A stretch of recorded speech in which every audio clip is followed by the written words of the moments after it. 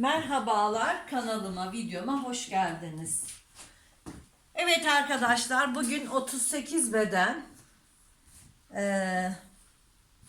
tunik ya da elbise dikeceğiz arkadaşlar. Tunik de olabilir, elbise de olabilir ama öncelikle ben 38 beden standart ölçüleri size bir açıklayacağım. Açıklama yapacağım. Evet arkadaşlar, 38 beden standart ölçülerimiz, beden ölçüsü yani göğüs ölçüsü, ölçülerin yarısını söylüyorum. 44 santim net ölçümüz. Biz buna bolluk payı veriyoruz. 46,6 oluyor. Yani bolluk paylarıyla birlikte söyleyeceğim bugün. Bel ölçümüz 35 santim. %4 bolluk payı veriyoruz. 1,4 santim bolluk payı yapıyor. 36,4. Kalça ölçümüz çıplak ölçü. Yani net ölçümüz 47 santim. %4 bolluk payı kullanıyoruz. 1,9 yapıyor, 49 yapıyor arkadaşlar. Bu şekilde kullanacağım ölçüleri. Yani yarı ölçüsü. Evet, şimdi elbisemize geçiyoruz. Omuz genişliği 12 santim, 2 milimetre bolluk payı veriyoruz. 12,4. Birinci derece bolluk kullanıyoruz arkadaşlar. %4 bolluk payı veriyoruz. Evet arkadaşlar, şimdi başlıyorum. Ensemizi bulalım.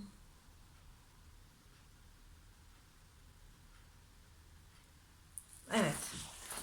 Şimdi benim kumaşım böyle penye tarzı 2 iplik penye bir kumaş arkadaşlar. Bundan ister elbise ister tunik bu şekilde çalışacağız. Şimdi ben kumaşımın altını kontrol ediyorum ve kumaşımın şöyle üstten bir düz çizgi çekiyorum.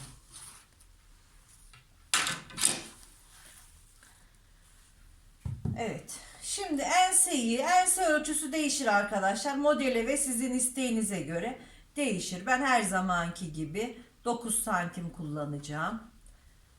Şöyle 12,5 omuz kullanıyoruz. Ensemin düşüklüğünü 3 santim yapıyorum. Omzumu da 3 yapıyorum. 3 santim yapıyorum. Evet.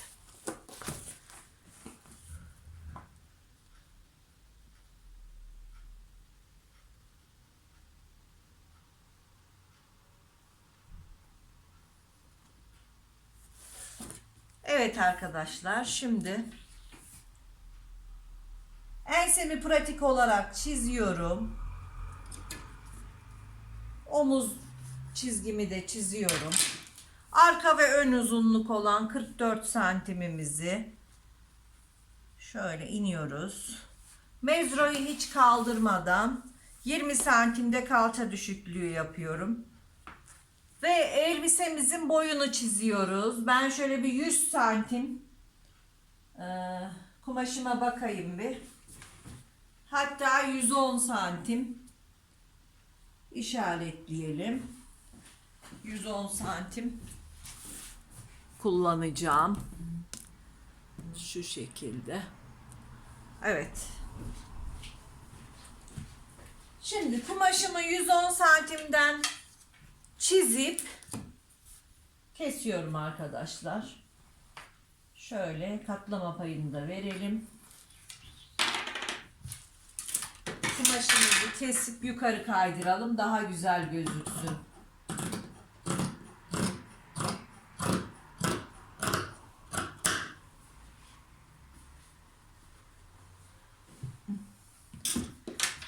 Evet arkadaşlar, şöyle bakalım tamamı gözüküyor mu?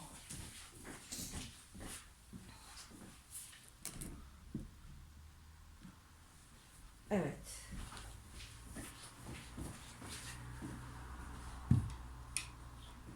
Şimdi bu çizdiğimiz çizgileri enine uzatıyoruz. Bel çizgisi, kalça çizgisi,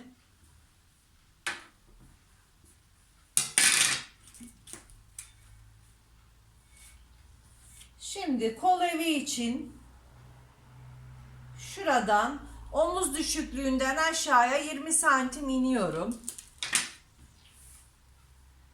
Burayı da düz bir şekilde çiziyorum. Ve hemen ölçülerimizi yerleştirmeye başlıyoruz. 46,6 yarı ölçüsü. Bunun yarısını bulacağız. 23,5. 46,6 bölü 2 eşittir 23,5. 23,3 geliyor ama biz yuvarlayarak 23,5 kullanacağız. 1 santimde dikiş payı verelim. 24. 25'e tekamül etsin. Şöyle 25'ten göğüs ölçümü kullanıyorum. Bel içinse 1 santim içeri girerek 24 santim kullanıyorum. Kalça ölçümüz 49. 49'un yarısı 49 bölü 2 eşittir 24,5. Şöyle kalçayı da 27 kullanıyorum arkadaşlar. Penye elbise olduğu için. Evet, şimdi rigamızı alıyoruz. Hemen bel çizgisini çiziyorum. Ve şu şekilde basen çizgimi çiziyorum. Kumaşımı yukarı çekiyorum ve etek ucuna şu şekilde açıyorum arkadaşlar. Evet. Gördüğünüz gibi bu şekilde kalıbımız çıktı. Şimdi kol evimize bakıyoruz. Kol evini şöyle cetvelimi koyuyorum. Bir önceki videoda da bu şekilde yapmıştım. Ve arkadaşlar sormuşlar kaç olduğunu. Bakın şu şekilde kol evi 22 santim geliyor. 22 santim de bunda uygun bir kol evi. Şöyle çiziyorum. Arka 4 kat çalışıyoruz. İkisi de arka oluyor arkadaşlar. Evet, bu şekilde kalıbımız çıktı. Ama ben elbisemi bu şekilde kullanmayacağım. Elbisemin ya da tuniğimin bol olmasını istiyorum. Şu şekilde bakın. Koltuk altından cetvelimi koyacağım. Şöyle açarak koltuk altından cetvelimi koyacağım. Şöyle açarak etek ucuna kadar çizeceğim.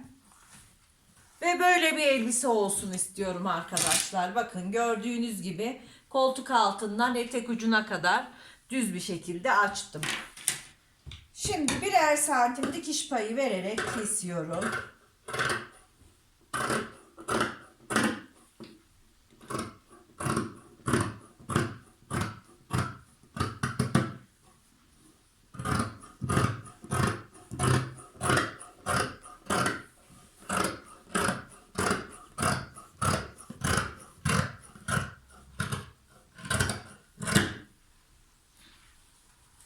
Evet, gördüğünüz gibi bu şekilde elbisemizi kestik. Etek ucunda ise şu şekilde yarıdan sonra sarkma payını atıyorum. Evet. Şimdi tek katını kaldıracağım. Arka olarak kaldırdım.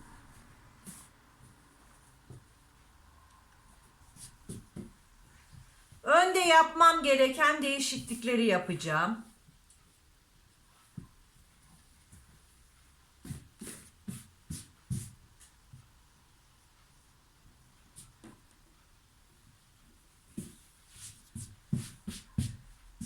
Şimdi öncelikle omuzu tıraşlıyorum.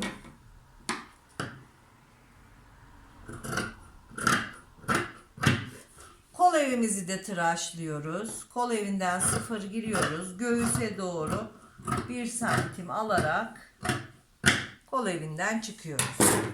Ve yakamızın açıklığını ne kadar yapmak istiyorsak o şekilde kesiyoruz.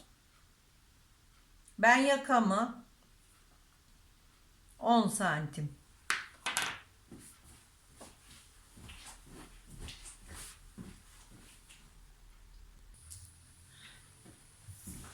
Evet arkadaşlar, ben yaka açıklığını 10 santim yaptım. 1-2 santim düz geldikten sonra şu cetvelimizi yerleştirip istediğimiz gibi güzel bir yaka çizebiliriz. Siz bunu V yaka da yapabilirsiniz. Farklı bir yaka da yapabilirsiniz. Ben bu şekilde çalışmak istedim. Ve ön bedenimiz hazır.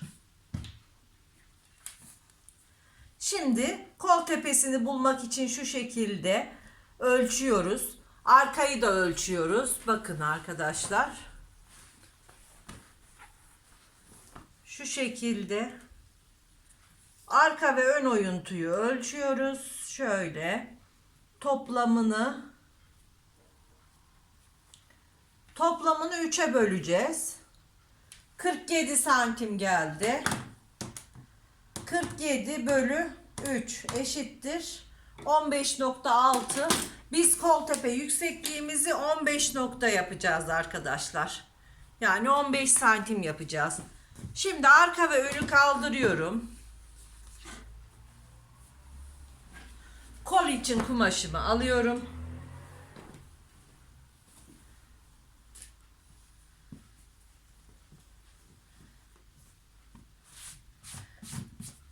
Evet, şu şekilde 4'e katlıyoruz yine.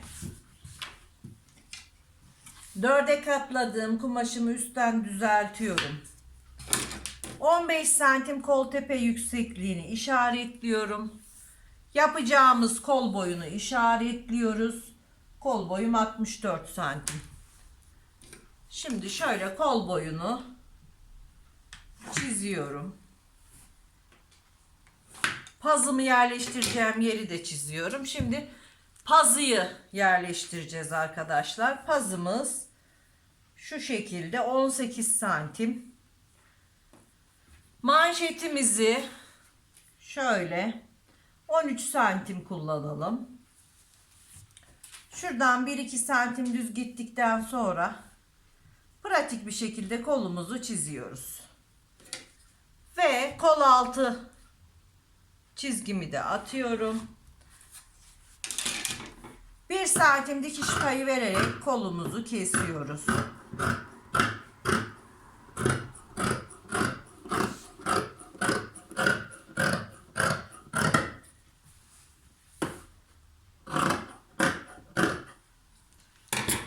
Evet. Kolumuz da hazır. Kol tepesine kol ortası çıtımı atıyorum. Açıyorum ve önde yapmam gereken değişiklikleri şu şekilde ön bedende olduğu gibi yapıyorum. Buraya bir çıt atıyorum ve kolumuz tamam arkadaşlar. Şimdi elbisemin dikiyorum arkadaşlar. Ben elbisemin önce omuzlarını dikeceğim. Kollarını takıp yanını kapatıp daha sonra da biye takacağım. Biyesini de keselim. Dikimini paylaşmayacağım çünkü daha önceki videolarımda dikim videolarımız var. O yüzden şimdi şöyle biyesini de keselim, yaka biyemizi. Sonra elbisemin bitmiş halini paylaşacağım. Şuradan şöyle düz bir şekilde alıyorum. Sonra istediğiniz kalınlıkta yapabilirsiniz. Ben şöyle 6 santimden kesiyorum.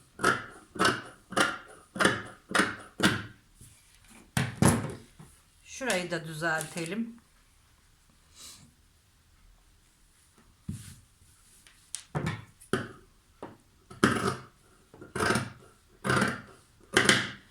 Elbisemizi diktikten sonra yaka çevresini ölçeceğiz. Ondan 2-3 santim 2-3 santim eksiğini takacağız arkadaşlar. Şöyle eğriliklerimizi düzeltelim. Ona göre ayarlayacağız. Ben şimdi elbisemi dikip geliyorum.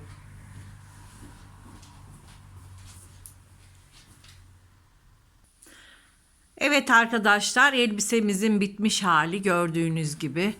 güzel bir elbise oldu. Benim kumaşım pek güzel değil. Sıkı ve sert bir kumaştı. Kumaş alırken kumaşın yumuşak ve akıcı olmasına dikkat edin lütfen. Bu benim elimde bulunan herhangi bir kalmış bir kumaştı. Ben bunu mankenime giydirmek için diktim. Hem de size video olsun diye kesip diktim bu elbiseyi. Yoksa normalde tercih ettiğim bir kumaş şekli değil arkadaşlar. Bakın 2 iplik ama sert bir kumaş. Yumuşak olmasını tercih edin kumaş alırken. Hoşça kalın, sağlıkla kalın. Beğeni ve yorumları unutmayın arkadaşlar.